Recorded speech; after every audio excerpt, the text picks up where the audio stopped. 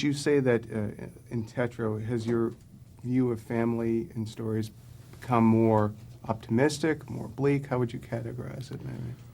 Well, I mean, without giving away the story of Tetro, I definitely see what happens and what goes on. Although it's pretty horrific, some of the facts of the story, which are all fiction, of course. In the end, it's I think a very positive affirmation of the love that family members hold for themselves. I think, it's that love that becomes complicated when people's feelings are hurt or someone does or says something. But that's the basis of civil war, which is why civil war is the most violent and the most terrible in the world, because the people are really a family in a way, fighting against themselves. So for me, I wanted to make I want to make only personal films now, and that means films that I write the story, and it's like a second career, and I want to learn a lot about how to make a movie, because it's a subject that you can never know more than a little bit. And in this case, I wanted to make an emotional film, and by doing that, I had to think about things I found to be emotional, and many of them were memories as a kid, or wondering why people had hurt each other's feelings who love each other, and rivalries that went on. And so by writing about that, I was able to do a film that I found more emotional. Therefore, it was very satisfying, and I learned a lot about myself. Talk about Benny's sort of his own burgeoning artistry and sort of his writing aspirations, and how that comes into conflict with his brother, Tetro.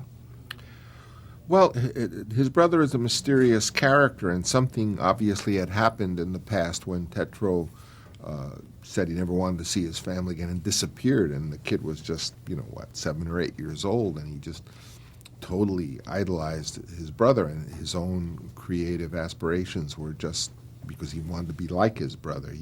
If he was going to be a writer, or if he was going to do these things, he was just copying his brother. So later, when he finds the brother finally, who had sort of disappeared in this distant country, he finds a guy who doesn't want to write anymore, and who has some manuscript that he started but never finished. And it's clear that the mysteries of whatever went down are all in there, and that's what the story is about. But their conflict is only that the younger brother wants his brother to be successful and to continue writing, and he thinks he's so talented, and he doesn't understand what things. But it also tells us that we can't know, what was going on with an older brother, because we weren't there when the older brother was 4 or 5 or 6 years when you weren't there, and maybe there were conflicts, or there were tough burdens that they had to do. You tend to think of your family as all starting when you were born, but indeed things were going on before you were born, and that's partly what the revelations that Benny, and it's very harrowing because what he learns actually affects him as well, but that's what the mystery of the story is. Can you talk a little bit about some of the literary influences on it? Because it feels like a novel. It kind of reminds me of Eugene O'Neill a little bit. Can you talk about any possible Well, influences? as a kid, I wanted to, when I started, I wanted to be a playwright, and of course all the American playwrights and the whole tradition of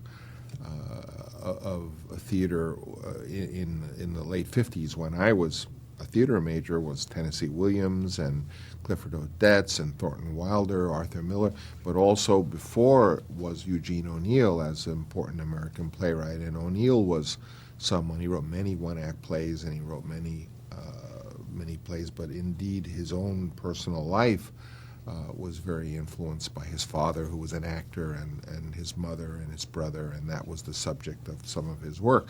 That was really autobiographical, his famous play, but A Long Day's Journey into Night is his story of his family.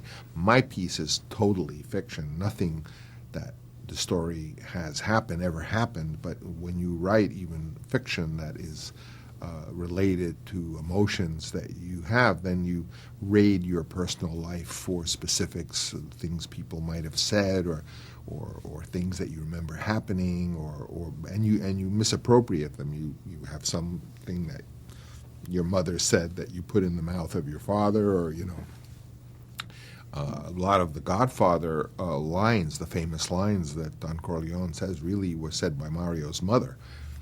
So, you just use what you've got any way you can to try to bring the story to life.